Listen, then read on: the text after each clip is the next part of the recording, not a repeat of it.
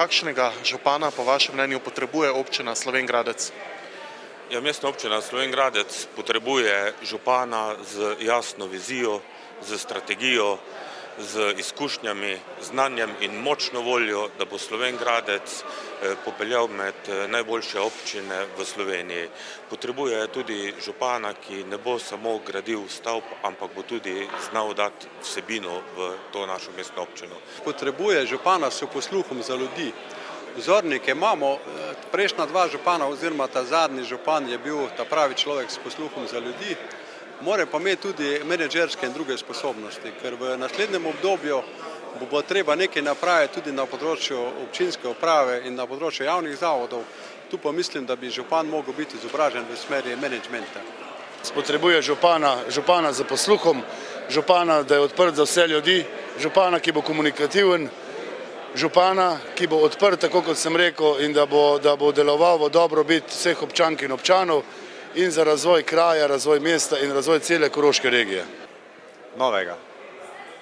Občina Slovenj Gradec potrebuje poštenega župana, takšnega, ki ima posluh za ljudi, ki se zna z ljudmi pogovarjati in zna prisluhniti, takšnega župana, ki pozna timsko delo in ki bo enak do vseh občanov v Slovenj Gradcu. Po mojem mnenju, glede na to, na funkcijo občine, ki je nekakšen razvoj kraja, mora prav tako sam župan se poistovetiti s to občino, to se pravi, da mora biti sam dinamičen, inovativen, znajdljiv in tako naprej. Potrebuje osebo z osebno integriteto, občana z najširšim pogledom na vse strukture prebivalstva, občana, ki se spozna na organizacijo dela, organizacij, pa tudi občinske organizacije, občana, ki ni nestrpen kot oseba in ki ni nestrpen kot politik in občana seveda, ki zna povedati ljudem, kakšni so cilji občine in kam se razvijajo in seveda prisluhniti problemom in težavam občanom in jih tudi rešiti.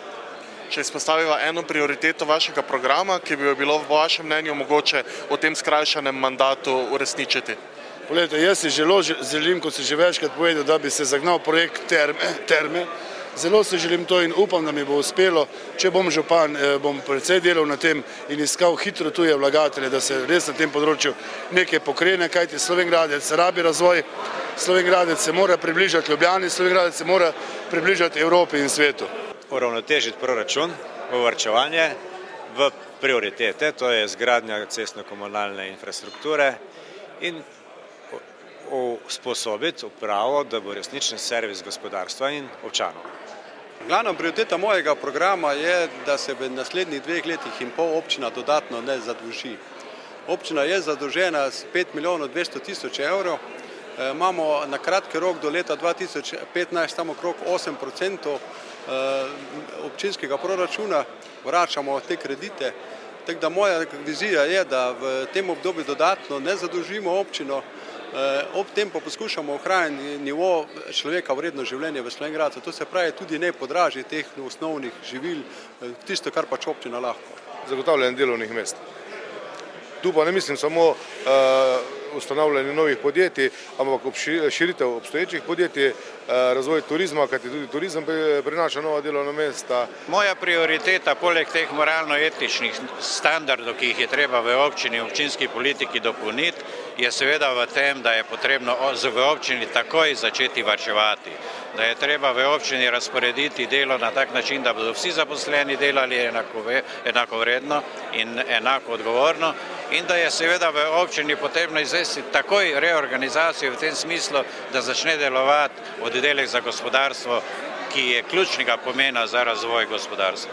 V tem skrajšanem mandatu je vsekakor najpomembneje to, da sprejmemo občinski prostorski načrt, kjer bomo točno definirali, kaj in kje v Slovenj Gradcu se bo počelo, kje bo kmetijska zemljišča, kje bo individualna gradnja, kje blokovna, kje podjetniško-obrtne cone in kje rekreacijske cone.